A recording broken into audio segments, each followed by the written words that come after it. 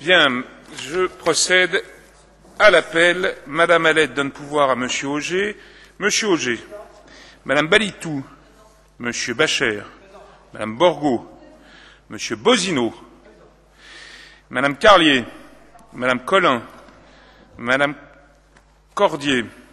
Monsieur Courcial est là. Madame Dailly donne pouvoir à Monsieur Bozino. Monsieur Decordes. Monsieur Dezessart. Monsieur Desmet. Madame Damy. Monsieur Dietrich. Monsieur Dumontier donne pouvoir à Monsieur Bacher. Madame De Figueiredo. Monsieur Fontaine n'est pas là. Madame Foyard donne pouvoir à Madame No. Madame Fumery. Madame Gouraud. Monsieur Guignot.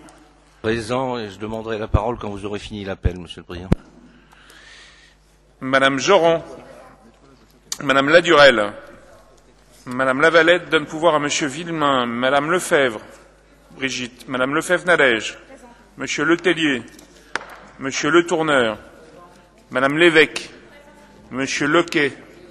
Monsieur Marchand. Monsieur Nancel. Madame No. Monsieur Paco. Monsieur Piat. Madame Roux donne pouvoir à Monsieur Dietrich. Monsieur Cellier. Monsieur de Valroger. Madame Van Elzuve et Monsieur Villemain. Monsieur Guignot, vous avez demandé la parole, je vous la donne. Oui, Monsieur le Président, c'est assez, comment je veux dire, c'est rare que je demande un certain nombre de choses, mais je crois que. Pardon ? Je dis c'est assez rare que je demande ce que je vais demander, mais je crois qu'il convient que notre Assemblée, Monsieur le Président, si vous êtes d'accord, respecte une mémoire de silence en mémoire des deux jeunes filles qui ont été égorgées à Marseille, et où d'ailleurs aucun membre du gouvernement ou de la présidence de la République n'a assisté aux obsèques.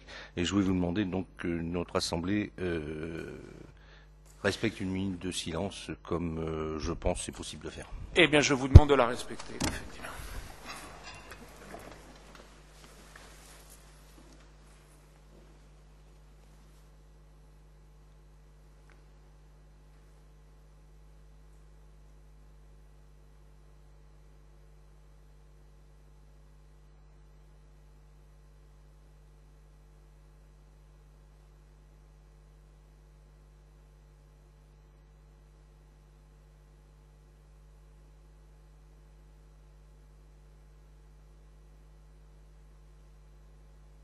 Je vous remercie.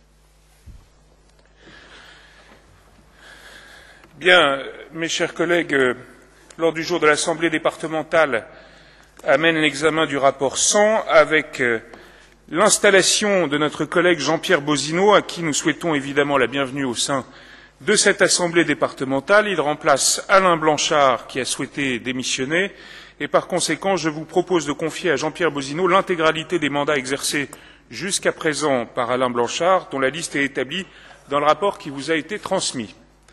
Qui est contre? Qui s'abstient? Tout le monde a adopté, et bienvenue encore, chers collègues. Rapport 101, Monsieur Marchand. Pardon, Monsieur Villemain, vous avez...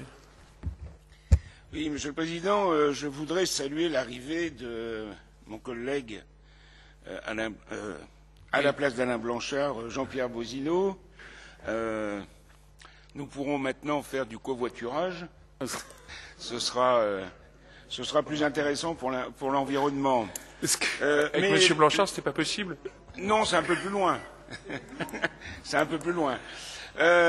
Non, le principal de ma question, c'est que le Conseil général, le Conseil départemental est au complet. Il me semble que les sénateurs doivent, dans un délai d'1 mois, dire ce qu'ils choisissent comme mandat. Nous sommes le 9, il ne reste plus que 15 jours. Il y a des questions d'agenda. Je ne voudrais pas que des conseillers départementaux soient privés de voter pour notre futur président. Alors la question que je vous pose, c'est que est-ce que ce sont les problèmes que nous voyons dans la presse au sein de la majorité qui font que vous avez besoin d'un délai supplémentaire, et est-ce que vous avez besoin de l'opposition pour demander ce ce délai supplémentaire. Si vous le souhaitez, le groupe socialiste pourra vous aider à demander ce délai supplémentaire. Écoutez, je suis très sensible à votre marque de bienveillance, Monsieur Villemain.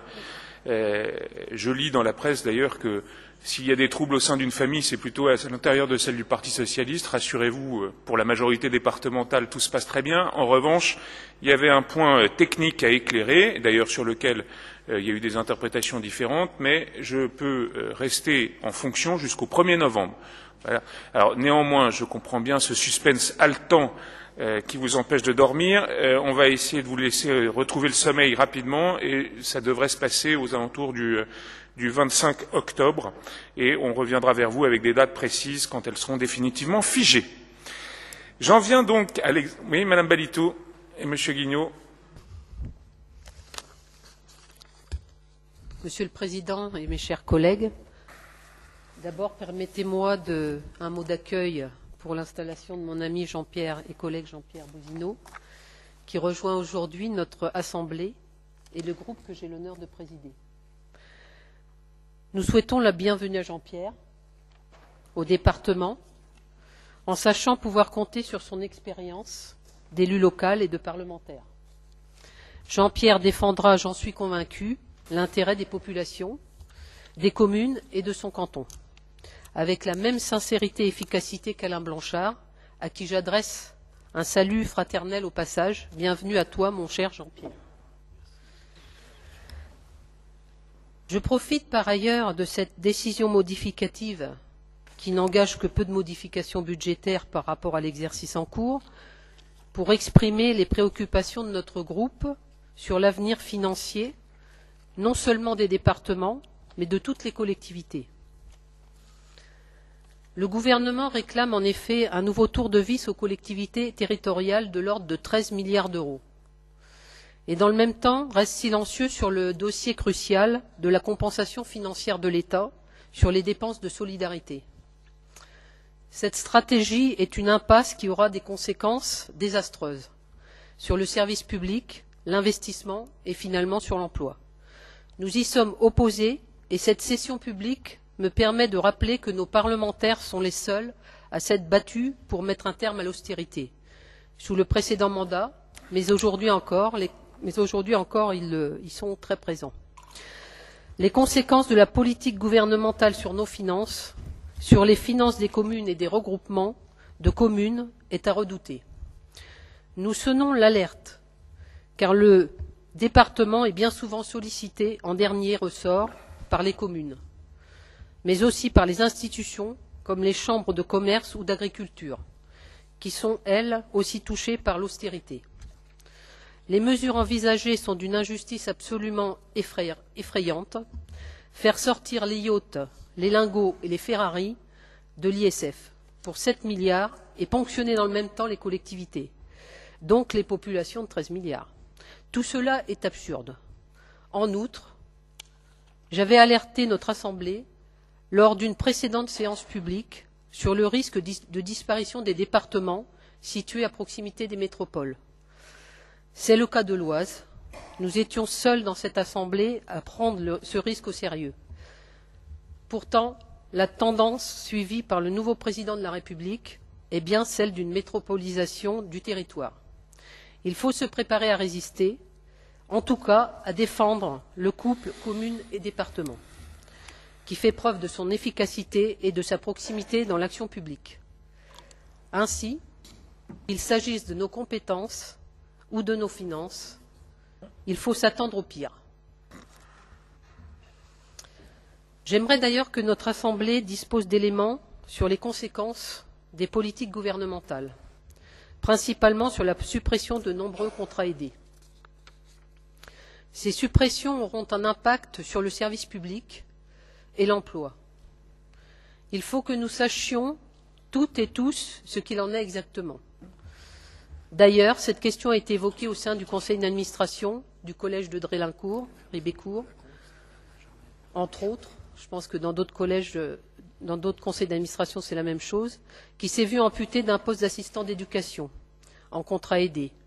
Ça pénalise grandement le fonctionnement du service de la vie scolaire. Une motion a été rédigée est signé par les membres du conseil d'administration pour solliciter auprès de l'Éducation nationale un poste supplémentaire d'assistant d'éducation, compte tenu du nombre d'élèves qui évoluent dans un contexte social et familial souvent difficile. Une autre inquiétude est aussi à l'ordre du jour. Il s'agit du renouvellement des 4 contrats aidés dédiés à l'entretien qui dépendent des services du département.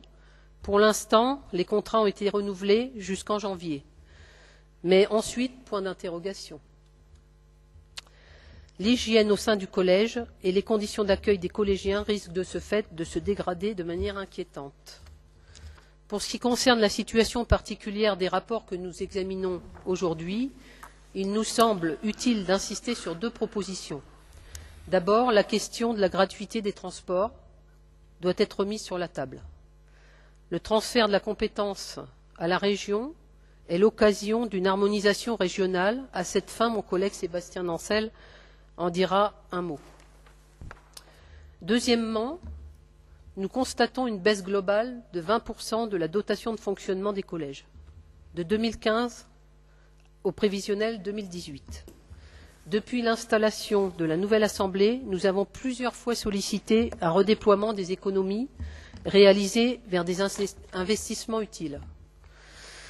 L'exemple de la construction nécessaire et attendue des préaux dans les collèges de Ribécourt et Lassigny, entre autres, prouve que les besoins existent. Nous souhaitons que cette proposition soit entendue dans l'intérêt des collégiens et des personnels de nos collèges. Merci. Merci Madame Balitou. Monsieur Guignot. Oui, assez rapidement, Monsieur le Président. Aussi, je tiens à souhaiter la bienvenue à Monsieur Bozino. Je suis convaincu que c'est un démocrate assumé et assuré et que les relations que nous avons dans cette Assemblée seront les mêmes qu'avec son prédécesseur. Et ça promet alors, hein? De ma part, moi je sais pas, je vois pas. Non, mais je ne vais pas casser cette bonne dynamique positive, Monsieur Guignot. Le Président, je ne sais pas, pourquoi nous ne sommes pas élus de la même façon ici, non? Non? Je faisais référence à la qualité apaisée des relations que vous entreteniez avec le prédécesseur de Monsieur Bozino. Ah oui, c'était un débat, ça me semblait un débat politique normal. Bien sûr, bien sûr. J'ai toujours considéré que bien que rassemblant très peu d'électeurs français et comment dire, parfois le système électoral favorise l'élection des uns et des autres, mais j'ai toujours respecté la démocratie et le vote des électeurs. Comme nous tous dans cet hémicycle. Je l'espère. Voilà, en tout cas, bienvenue à M. Bozino, qu'on a connu en d'autres temps. Lui aussi fait partie des vieux de la politique. C'est vrai? Bon, attendez, merci. Monsieur Guignot, on vous laisse terminer. Oui. Donc, premier point. Deuxième point,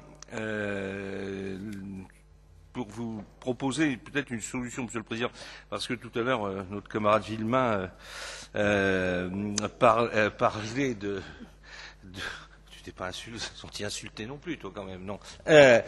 Parler effectivement de votre succession, puisqu'il s'agit de cela. C'est vrai que nous aimerions connaître quand même un petit peu la date d'avance. On ne voudrait pas rater les réjouissances. Et puis, bon, c'est vrai que c'est exceptionnel. Une assemblée qui comporte 3 sénateurs, bon, pas élus sur la même liste, c'est vrai, mais 3 sénateurs quand même. C'est assez intéressant. Mais par contre, c'est vrai que ces 3 personnes, ça les exclut, en tout cas pour l'instant, et vous-même, de vous succéder. Ou alors, faudrait démissionner, peut-être. Bon, je pense pas que M. Paco, après toute la bonne campagne qu'il ait faite, ait envie de démissionner pour devenir président du conseil départemental. En tout cas, moi, j'ai peut-être, dans votre réflexion, intégré peut-être, j'ai peut-être une proposition à vous faire, ce qui vous éviterait, effectivement, comme l'a dit M. Villemain tout à l'heure, bon, il n'y a jamais de dissension, mais enfin, parfois des discussions un petit peu, ou ou des a priori, ou peut-être des conséquences un peu amères, des ressentis après ce genre d'opération, d'élection. Donc je vais vous proposer, je présenterai donc ma candidature, bien sûr, et je vous l'annonce tout de suite. Et puis si vous vouliez faire en sorte, il y a bien quelques droitos fachos chez vous, ils peuvent me soutenir, et donc j'en connais 3 ou 4 à peu près, et donc ça pourrait permettre au moins de mettre tout le monde d'accord, et puis je gérerai aussi. Vous n'avez pas pris vos médicaments ce matin, vous? Si, justement, ça pourrait permettre de mettre tout le monde d'accord, ça éviterait les dissensions dans l'Assemblée, on irait plus vite, essayer de les convaincre. Je pense que vous feriez un bon choix, Monsieur le Président, comme aurait dit Giscard. Ça, c'est la première partie, mais je suis très sérieux. Vous verrez que, voilà, il y a des choses qui évolueront dans le paysage politique français. Maintenant, autre point, tout à l'heure, Hélène Balitou, notre collègue, a évoqué, c'est vrai, je regardais avant-hier pour des raisons de formation de nos élus, et c'est vrai que le phénomène de la métropolisation va évidemment atteindre l'Oise d'une manière ou d'autre, même si, Dieu en soit remercié, nous sommes assez loin de l'île. Le problème, c'est que nous sommes un peu trop près de Paris. Ça serait peut-être bon qu'on ait un débat là-dessus, que l'on ait, si l'on pouvait, avoir une position commune, puisque j'ai entendu qu'Hélène Balitou, elle aussi, défend la commune et le département. C'est notre axe politique, en n'oubliant pas, bien entendu, l'État-nation. Ce serait quand même assez bien, même si dans quelques jours, quelques semaines, vous ne serez plus assis sur ce fauteuil, ce serait peut-être bien qu'on puisse avoir un débat serein, apaisé, mais un débat politique, puisqu'il s'agit de politique, puisqu'il s'agit aussi d'axes pour l'administration territoriale de notre pays, et je pense, en tout cas pour ma part, que la métropolisation ne serait certainement pas une bonne chose pour l'Oise. Certains d'entre vous ici, je le sais, pensent qu'un rapprochement avec la région parisienne, ou se faire englober dans la région parisienne, aurait peut-être quelques avantages, peut-être. Le RER à Beauvais. Mais est-ce que devenir la réserve foncière de la région parisienne, c'est peut-être pas forcément une bonne chose. Je crois qu'une de vos élues, présidente de la région Île-de-France, disait elle-même que le Grand Paris, c'était pas une bonne chose il y a quelques jours, et que ce serait certainement inutile, enfin que ça ne servait pas à grand-chose. Bon. Donc, ça serait quand même bon que le Conseil départemental de l'Oise, s'il peut sauver l'existence du département de l'Oise, puisse délibérer, peut-être avoir une position commune de manière transgroupe, transparti politique. C'est une proposition que je vous fais aussi, mais je pense qu'il faut que les choses soient claires et publiques, Monsieur le Président, puisqu'il en va bien sûr de l'existence du département de l'Oise, qui, comme la Picardie, n'a pas intérêt à être dépecé, mais en tout cas a intérêt à survivre dans ce magma qui sera concocté ensuite par celui que vous avez fait élire, en tout cas, Monsieur Macron. Les 22 métropoles, c'est beaucoup de départements qui vont disparaître. C'est au minimum 44 départements, puisque là où il y a une métropole, il n'y aura plus de départements, et j'en vois déjà 44. Si on pouvait éviter à l'Oise de subir ce que la Picardie a subi avec le mariage obligatoire du Nord-Pas-de-Calais, ce serait tout de même pas mal, et je crois que c'est un enjeu important pour qu'on puisse en parler ici sereinement, mais de manière peut-être dépassionnée. Merci, Monsieur le Président. Merci, Monsieur Guignot. Juste quelques mots d'abord pour répondre à Madame Balitou. Madame Balitou, je ne vais pas répéter ce qu'on se dit avec une vraie périodicité, c'est-à-dire notre inquiétude partagée, même si nos recettes ne sont pas les mêmes, mais de l'avenir financier des collectivités et le fait qu'évidemment l'État leur serre perpétuellement la ceinture budgétaire, d'autant plus qu'ils ont encore annoncé, sans crier gare, une baisse de 13 milliards d'euros des dotations, comme vous l'avez évoqué, même si, à l'approche des sénatoriales, évidemment, le gouvernement a essayé de modérer, tempérer son propos. Ce que le président de la République, d'ailleurs, a fait lors d'un déjeuner mardi dernier à la préfecture à Amiens, sur lequel je l'ai clairement interrogé, pour savoir si ces 13 milliards qui étaient attendus des collectivités, tout le monde allait être au même niveau, sur la même ligne de départ, ou si on allait regarder ces collectivités comme la nôtre, où il y a eu de vraies baisses de dépenses de fonctionnement ces 2 dernières années et demie, et par conséquent, nous, il y a un moment où on ne sait plus faire. Là-dessus, il a été clair ça n'a pas toujours été le cas dans sa réponse, il a dit que la période de référence, l'année de référence sera celle du début de mandat. Donc, c'est-à-dire qu'on ne mettra pas un voile sur les efforts de maîtrise des dépenses que nous avons faits.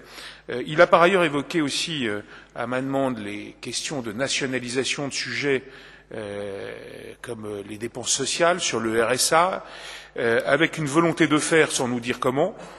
Et par ailleurs, sur les mineurs non accompagnés aussi, conscient qu'on était là pour payer et enregistrer les fruits d'une politique migratoire qui ne relevait pas des départements, il convenait aussi que c'était à l'État de se réengager sur le sujet, là encore sans nous dire comment. Sur les disparitions de départements, là aussi je l'ai interrogé, il a pris acte du fait que c'était une collectivité surtout lorsque nous avons créé les grandes régions, qui était une collectivité de proximité, qui parlait aux habitants, et un échelon, et ça vous le partagez, Michel Guignot et vous, mais vous n'êtes pas les seuls dans l'hémicycle, un échelon d'importance, et sur lequel il ne remet pas en cause l'existence juridique, même si il n'a pas su nous répondre sur ce qu'il entendait faire de l'avenir des métropoles. En réalité, là encore, je ne sais pas quel célèbre philosophe a dit quand c'est flou, c'est qu'il y a un loup, mais on a été servi. Sur la suppression des contrats aidés que vous avez évoqué, moi je ne vais pas lancer le débat sur le fond, mais déjà sur la forme.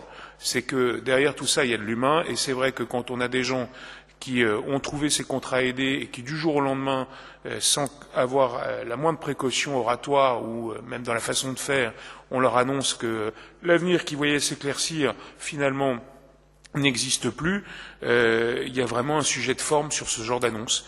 Sur la gratuité des transports, je propose qu'on évoque ça évidemment à travers les discussions sur les motions à la fin de l'examen de ces rapports de la discussion d'assemblée départementale, et en particulier je laisse maintenant M. Marchand nous présenter le rapport 101. Merci Président. C'est un rapport très court. On vous propose d'abord de transposer le droit du travail des salariés du secteur privé sur une demande effectuée par circulaire ministérielle pour étendre notre régime d'autorisation d'absence, celui que nous avons voté en mars 2017, pour l'étendre au cas d'assistance médicale à la procréation, de suivi de grossesse, sous réserve bien entendu des nécessités de service et de présentation d'un justificatif. Le deuxième et dernier point de ce rapport, c'est une régularisation purement technique. Aujourd'hui, les agents qui ont une ancienneté de 6 mois dans la collectivité et les assistants familiaux reçoivent des chèques de cadeaux de fin d'année de 50 €. Cette somme de 169 800 € était inscrite au budget primitif de 2017. La Chambre régionale des comptes estime que ça devrait passer plutôt par Logos des œuvres sociales. Logos PD. Oui, Logos Podo. Et on vous propose donc de virer la somme correspondante, 169 800 du budget primitif, vers le budget des œuvres sociales par 2 mouvements, un sur le chapitre 011 et un sur le chapitre 65, un de 156 250 et un de 14 550. C'est purement formel. Il y a un avis unanime de la première commission. Merci Monsieur Marchand. Je mets aux voix ce rapport 101. Qui est contre? Qui s'abstient? Il est adopté. Rapport 201, Monsieur Le Tellier, vous avez la parole. Merci Monsieur le Président. Donc, exceptionnellement, à titre très exceptionnel, la Commission ne s'est pas réunie parce qu'il n'y avait qu'un rapport. Donc, d'un commun accord avec les différents groupes. Vous pouvez vous rapprocher du micro ou rapprocher le micro de vous? Oui, je disais qu'à titre exceptionnel, la Commission ne s'était pas réunie.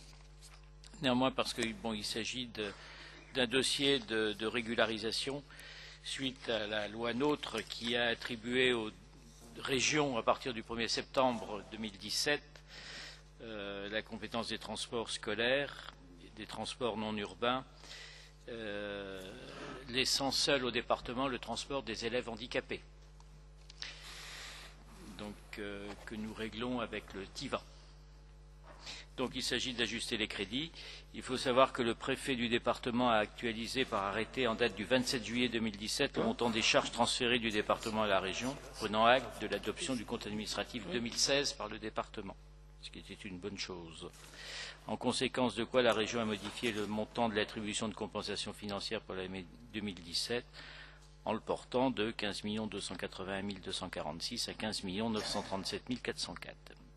Donc il convient de prendre en compte les charges réelles payées par le département depuis début de l'année 2017. Et donc on a 4 218 976 € en recettes et autant en dépenses. Voilà, donc je propose à votre adoption ce rapport. Merci, Monsieur Letellier. Je mets aux voix ce rapport 201. Qui est contre? 4 contre. Qui s'abstient?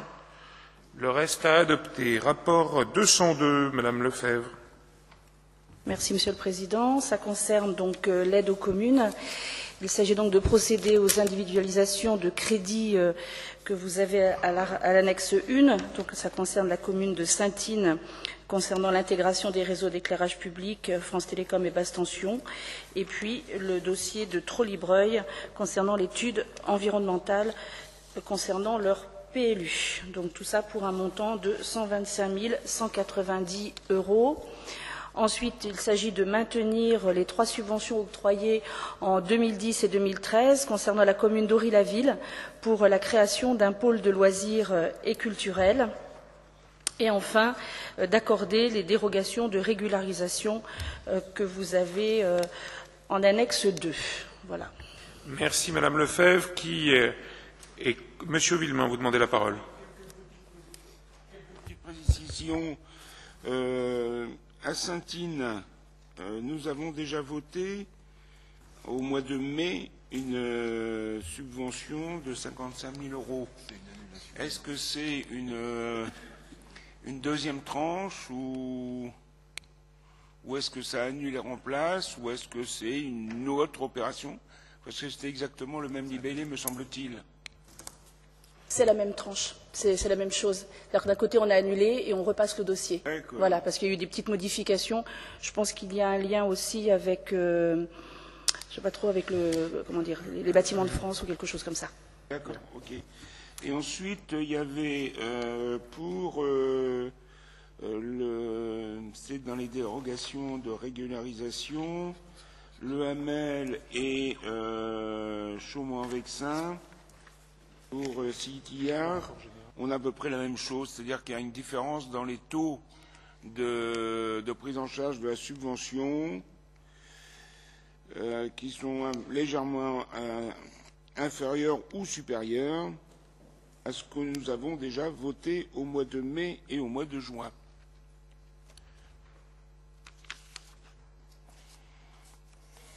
Le Hamel et quelle autre commune? Et CITIAR, le syndicat des sources, au tout début de la liste, à 4e ou non, 6e. Il y a une différence dans le taux appliqué de 20% et non de 40%. Vous savez, quand on a fait la réforme sur les taux, finalement, ce dossier-là avait été déposé avant. Donc, on leur maintient le taux qui existait au moment du dépôt du dossier. D'accord.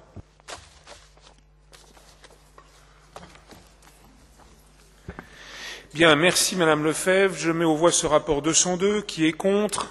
Qui s'abstient? Tout le monde a adopté. Rapport 401, Monsieur Pacaud, vous avez la parole. Merci Monsieur le Président. Donc ce rapport 401, qui avait été adopté, qui avait recueilli un avis favorable à l'unanimité de la commission concernée. Ce rapport traite très précisément des dotations prévisionnelles de fonctionnement des collèges, comme nous le faisons chaque automne. Concrètement, on vous précise les critères de définition de ces dotations et vous avez la liste de chaque collège avec le montant qui sera affecté. Pour répondre à notre collègue Hélène Balitou, le montant total pour l'année 2018 de ces dotations prévisionnelles est de 7 012 000 €. Il faut le comparer avec ce qui avait été prévu et affecté l'année précédente, à savoir 7 358 000. Donc il y a une baisse d'environ 350 000 €. cette baisse, elle est avant tout due au fait qu'à compter du 1er septembre 2018, nous allons mettre en place les contrats globaux d'entretien et de chauffe, et qu'à compter du 1er septembre 2018, le coût de ces contrats sera pris en charge non plus par les collèges eux-mêmes, mais par le budget de la direction du patrimoine, ce qui va déduire en gros à peu près 300 000 € du coût qu'auraient eu à payer les collèges. Ce qui veut dire que très concrètement, si on compare le budget 2018 et le budget 2018 pour la dotation prévisionnelle des collèges, la baisse est de l'ordre de 2%. D'où vient cette baisse? Avant tout des économies qui ont pu être effectuées en matière notamment de fonctionnement. En ce qui concerne les dotations pédagogiques, elles restent exactement au même niveau, à savoir 15,98 € par élève. Le montant n'a pas changé depuis 2012, si je ne m'abuse. Et pour répondre aussi à Madame Balitou concernant l'investissement, alors là, il n'y a pas de baisse. Depuis des années, Hélène évoquait l'année 2015, la hausse des dépenses d'investissement dans les collèges, elle est de l'ordre de plus de 20%, puisque en 2015, il y avait eu un budget de l'ordre de 18 millions d'euros. En 2016, on était passé à 23 millions d'euros. Je n'énumérerai pas toutes les constructions qui sont lancées ou qui vont l'être, qu'il s'agisse du collège de Crèvecoeur-le-Grand, de la reconstruction d'Auneuil, de l'extension de la chapelle en Serval, de l'inauguration dans les jours qui viennent de la cantine, du restaurant scolaire de Nanteuil-le-Haudouin ou du centre de culture et de connaissances de Bresles. Nous allons, dans les rapports qui vont être votés en commission permanente, évoquer aussi la politique très ambitieuse du département en matière numérique, avec notamment le plan classe mobile. Les collèges, l'éducation est une priorité de notre département et je suis très heureux, encore pour quelques jours, d'être à la tête d'une vice-présidence qui a fait beaucoup pour les jeunes et pour ces collèges. Voilà. Oui, Monsieur le Président, nous réitérons la demande qui avait été faite lors du budget primitif, c'est-à-dire que tout ce qui était économie d'énergie vienne renforcer la participation du département à la pédagogie, et M. Paco amène de l'eau à notre moulin, puisqu'il vient de dire que depuis 2012, celle-ci n'avait pas augmenté.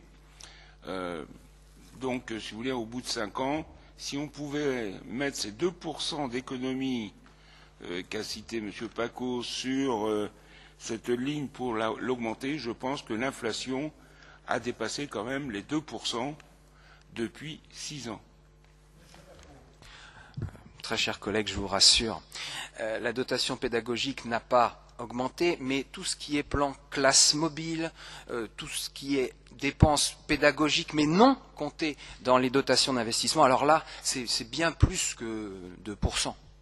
Mais si on pouvait faire encore plus, on ferait encore plus, mais je pense sincèrement que le département de l'Oise, et j'en discute régulièrement avec mes collègues vice-présidents d'autres départements, notre département n'a pas à rougir, et il faut quand même préciser une chose, c'est que les dotations pédagogiques ne font pas partie des dépenses obligatoires. Certains départements n'affectent pas de dotation pédagogique dans leur dotation prévisionnelle. Il faut le savoir, c'est important. Merci, M. Paco. Je mets aux voix ce rapport 401. Qui est contre? 4 contre. Qui s'abstient? 4 abstentions. Et le reste adopté. Rapport général et définitif, M. Marchand. Monsieur le Président, je vous propose de ne pas réunir la Commission des finances, vu l'épaisseur des sujets, et donc de prendre acte de ce que nous avons sous les yeux. Il s'agit de la balance des mouvements réels en fonctionnement, une augmentation des dépenses de 4 218 976 et la même augmentation en recettes de fonctionnement, et c'est tout. Merci, Monsieur Marchand. Je mets aux voix ce rapport général et définitif. Qui est contre?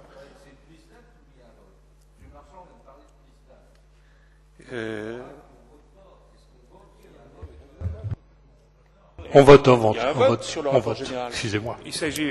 Pardonnez à Monsieur Marchand cette. Monsieur Marchand, quand vous parlez, vous voyez comment je vous écoute. Vous seriez président, je vous écouterais de la même manière.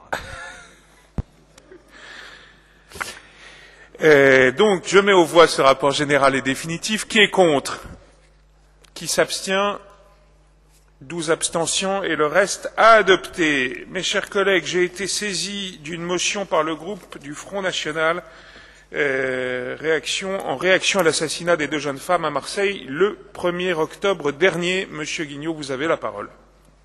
Merci, Monsieur le Président. C'est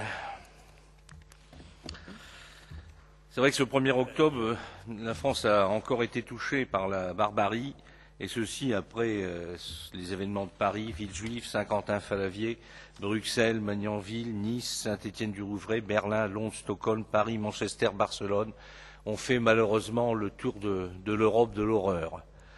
C'est donc la ville phocéenne qui a été touchée ce 1er octobre, faisant 2 victimes supplémentaires aux 328 victimes précédentes.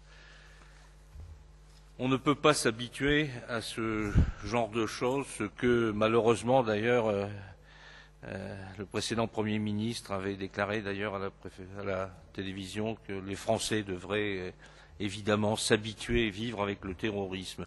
On peut quand même, en tout cas chacun a une vue personnelle là-dessus, mais ce sont des événements dont je pense qu'on a du mal à s'habituer, il ne faut surtout pas s'y habituer. Ces crimes abjects évidemment deviennent pour nos gouvernements habituels, donc, et c'est plus pratique comme ça, et se commettent souvent dans une indifférence honteuse. On passe au 20h le lendemain, le jour même, on se rend directement sur les lieux, on passe à autre chose en attendant le prochain. Monsieur le Président, vous l'avez certainement remarqué comme nous-mêmes, je l'ai dit tout à l'heure, lors de ma demande de minutes de silence, vous avez, tout le monde a remarqué que personne du gouvernement, d'ailleurs, n'avait assisté à ces obsèques, signifiant bien là la banalisation voulue de la chose. Nous avons déposé cette motion, ce que je fais rarement dans cette enceinte, parce que sur ce genre d'événement, ne voulant pas rebondir malheureusement sur la peine des uns et des autres et sur ces situations dramatiques, mais force est de constater que d'autant plus avec le changement de gouvernement et de président de la République, la situation ne s'est pas arrangée, en tout cas du point de vue sécuritaire, mais elle a empiré puisque c'est le laxisme total et on ferme les yeux sur la totalité des possibilités qui sont offertes au gouvernement pour essayer de réagir. On a l'impression que l'on attend avec comme le mouton avant d'être égorgé, on attend patiemment les prochains actes de barbarie d'un certain nombre d'extrémismes qui ne devraient plus, ce genre d'opération ne devrait bien sûr plus avoir cours en notre siècle. Face à cette situation, Monsieur le Président, eh bien, nous demandons, et j'espère que le Conseil départemental votera cette motion, nous demandons bien sûr la démission du ministre de l'Intérieur qui, au-delà des propos, des mots, comment dirais-je, des émissions de télévision lorsqu'il y passe, ne fait que du vent, surtout du vent et rien que du vent. C'est la raison pour laquelle, Monsieur le Président, nous avons donc déposé cette motion, et notamment, comme nous l'avons fait tout à l'heure, et je vous en remercie, par rapport aux derniers événements de Marseille qui sont vraiment qui révulsent véritablement les Français, et je pense qu'on ne peut absolument pas s'y habituer. Merci, Monsieur le Président, donc de bien vouloir mettre au vote cette motion. Merci, Monsieur Guignot. Moi, je voulais, en réaction à vos propos, vous dire qu'évidemment, et je le sais comme beaucoup ici, nous partageons la même indignation qui s'est exprimée au début de la séance par ce moment de recueillement et cette minute de silence, et aussi la colère que nous partageons parce qu'un individu sans titre de séjour et défavorablement connu des services de police ait pu être en liberté d'agir ainsi. Néanmoins, je voudrais vous rappeler la constance qui a été la mienne, Monsieur Guignot, de vérifier que le débat national, parce qu'il s'agit bien d'un débat national, et même au-delà du débat national, d'un débat international, ne vienne pas troubler la sérénité de nos échanges sur nos compétences qui, elles, sont proprement départementales. Et par conséquent, même si je partage votre indignation, je ne proposerai à la majorité départementale que je conduis de ne pas voter cette motion. Néanmoins, je la mets aux voix à votre demande. Vous voulez prendre la parole? Un mot. Je peux vous comprendre, bien entendu, Monsieur le Président, mais je crois me souvenir qu'il y a quand même des motions qui ont été présentées et votées par votre majorité sur des sujets nationaux, mais on veillera bien sûr dans l'avenir, même si vous n'êtes plus au siège de président, qu'il en soit de même. Monsieur Bozino. Merci, Monsieur le Président. Je profite de cette prise de parole pour vous remercier. Des mots de bienvenue, comme mon ami et camarade Hélène Balitou et mon collègue Jean-Claude Villemain. J'essaierai effectivement d'être digne successeur d'Alain Blanchard, avec ma personnalité, qui est forcément différente, mais avec les mêmes convictions et les mêmes valeurs. Et je veux intervenir à propos de cette proposition de motion pour dire qu'évidemment, nous ne participerons pas au vote d'une telle motion, non pas que, comme beaucoup, comme tout le monde ici, nous ne soyons pas en colère après ce qui est arrivé à ces deux jeunes filles à Marseille. C'est absolument terrible. C'est absolument terrible, mais les raisons de tout cela nécessiteraient un grand débat dans notre pays et, vous l'avez dit vous-même, Monsieur le Président, au niveau international, sur les raisons qui font qu'on en arrive à des gestes inqualifiables, des gestes de criminels, que certains voudraient effectivement affecter à telle ou telle religion, parce que c'est tellement plus facile de surfer, passez-moi le mot, sur les problèmes plutôt que de réfléchir aux solutions. Et donc, il me semble que par respect pour ces deux jeunes filles, par respect pour ces deux jeunes filles et leurs familles, il n'est pas souhaitable qu'une polémique politicienne puisse s'engager là-dessus. Il faut réfléchir à des solutions en France et dans le monde pour faire en sorte que nous ne soyons plus confrontés à ces problèmes de terrorisme, quelles que soient les parties du monde où elles se déroulent. Merci Monsieur Bozino. Je mets donc aux voix cette motion pour laquelle j'ai compris que le groupe ne prenait pas part au vote. Monsieur Villemain, vous demandez la parole? Pour ne pas en rajouter, nous nous associons à la démarche du groupe communiste et de la déclaration de Jean-Pierre Bozino. Et même chose, nous ne participerons pas au vote. Très bien. Si tout le monde continue comme ça... Alors, je mets aux voix cette motion avec une non-participation au vote des deux groupes précités. Et nous allons donc mettre aux voix cette motion. Alors, qui est contre l'adoption de cette motion? Qui s'abstient? Qui est pour? Elle est donc repoussée. J'en viens à l'examen de la motion du groupe communiste et républicain relatif aux participations des familles pour les transports scolaires. Monsieur Nancel, vous avez la parole. Merci, Monsieur le Président. Oui, cette motion relative à l'harmonisation régionale des tarifaires des transports scolaires. Comme vous le savez, c'est un sujet qui m'intéresse depuis longtemps. Depuis 2015, ma venue ici dans cet hémicycle. Donc la fin du transport scolaire gratuit pour les collégiens fut dans notre département une décision contraire au principe de la scolarité obligatoire et gratuite jusqu'à 16 ans. En effet, si la scolarité est obligatoire et gratuite, alors l'accès des collégiens aux établissements scolaires ne peut être soumis à tarification. La nouvelle tarification a par ailleurs particulièrement pénalisé les familles rurales éloignées des collèges pour lesquelles le transport scolaire est une nécessité absolue. C'est pourquoi le transfert de cette compétence à la nouvelle région doit être une opportunité pour défendre et promouvoir une harmonisation des tarifs sur l'ensemble du territoire régional. En prenant exemple sur la gratuité pratiquée dans le département voisin de l'Aisne et pas remis en cause par la région des Hauts-de-France. Il n'y a aucune justification à l'inégalité tarifaire dans notre région. Si un collégien de l'Aisne peut être transporté gratuitement, alors il n'y a aucune raison que ce ne soit pas le cas dans l'Oise. Nous proposons, par conséquent, publiquement à la région et à travers la présente motion, d'ouvrir sans délai un travail à cette fin pour établir une politique régionale tarifaire unique sur la base de la gratuité pour toutes et pour tous. Merci, Monsieur le Président, de faire voter cette motion. Merci, Monsieur Nancel. Pas de prise de parole particulière avant que Monsieur Guignot. Oui, merci, Monsieur le Président. Oui, c'est un sujet évidemment éminemment intéressant et important pour les familles qui ont des enfants scolarisés. C'est vrai que, encore pas plus tard que la semaine dernière, je suis encore intervenu au Conseil régional s'agissant d'un certain nombre, et en commission des finances aussi, d'harmonisation sur les départements, puisqu'on nous oblige à faire partie intégrante de cette région imaginaire et mal imaginée.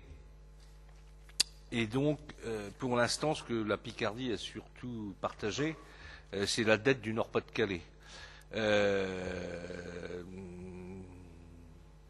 Même pour le tarif des cartes grises, ce sont nos voisins du dessus, Pas-de-Calais nordistes, qui ont bénéficié d'une poussée d'harmonisation, mais nous, pour l'instant, on ne partage que ce qui est noir, c'est-à-dire la dette qui a été laissée par M. Percheron à l'époque. Ça prend du temps, c'est sûr aussi, ça on peut le comprendre, mais c'est vrai qu'il y a des distorsions, notamment sur ce problème, par rapport aux politiques différentes qui étaient générées par les départements, mais encore pire avec la comparaison avec le 59, avec le Nord et le Pas-de-Calais, où là encore les choses sont totalement différentes. Ce qui prouve aujourd'hui que cette régionalisation à marche forcée, voulue par les prédécesseurs du président de la République actuel, pour lequel vous avez tous appelé à voter, provoque un certain nombre d'inconvénients et un certain nombre évidemment de disparités de traitement. Tout à l'heure, Hélène Balitou parlait des métropoles. C'est évidemment, ce sera encore pire, puisque quand les métropoles sont mises en place, les 22, donc en 2018, c'est pas après-demain, c'est demain, des Français seront administrés selon la loi métropolitaine ou les règles métropolitaines, d'autres selon le règlement des départements et d'autres subiront la loi des régions. Là encore, il n'y a plus d'égalité de traitement pour les habitants de ce pays, pour les citoyens. Et effectivement, cette motion trouve c'est un écho de ce que l'on constate. Mais combien ici, autour de cette table, enfin c'est pas la table ronde, mais dans cette assemblée, était pour justement la modernisation, la loi MAPTAM, la loi NOTRe, ou alors sont accommodés assez rapidement. Eh bien aujourd'hui, voilà quels sont les désagréments qui poussent notre collègue Nancel à avoir fait cette motion. C'est vrai qu'il n'y a pas de raison que des élèves soient traités d'une manière dans un département et d'une autre manière dans d'autres départements. Mais je crois me souvenir tout de même que c'est nos collègues qui siégeaient déjà ici lors de la précédente mandature, avant votre arrivée, monsieur le sénateur ex-futur président, je crois que me souvenir que la tarification, et tout au moins le fait de payer transport pour les enfants scolarisés dans les collèges, a été mise en place sous le régime d'Ivrom. Mais peut-être nos collègues peuvent peut-être nous réexpliquer la chose.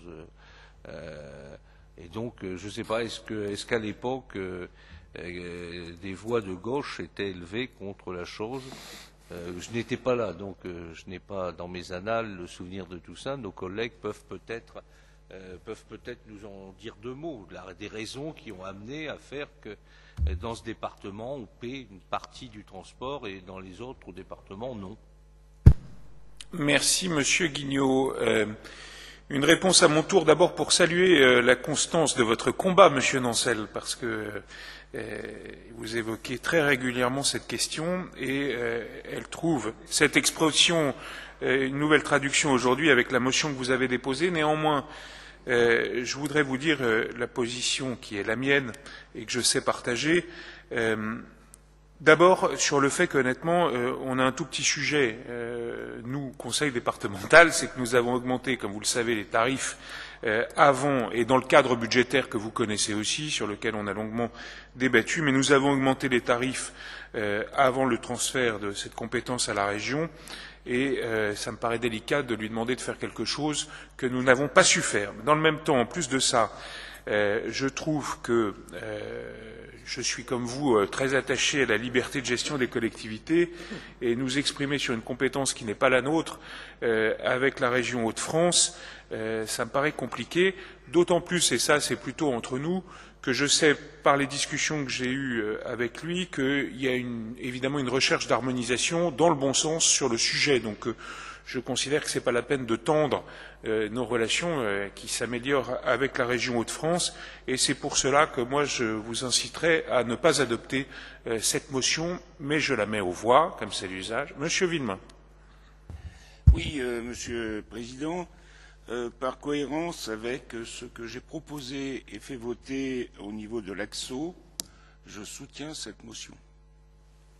Très bien. Je mets aux voix donc cette motion. Qui est pour son adoption? Qui est contre? Elle est rejetée.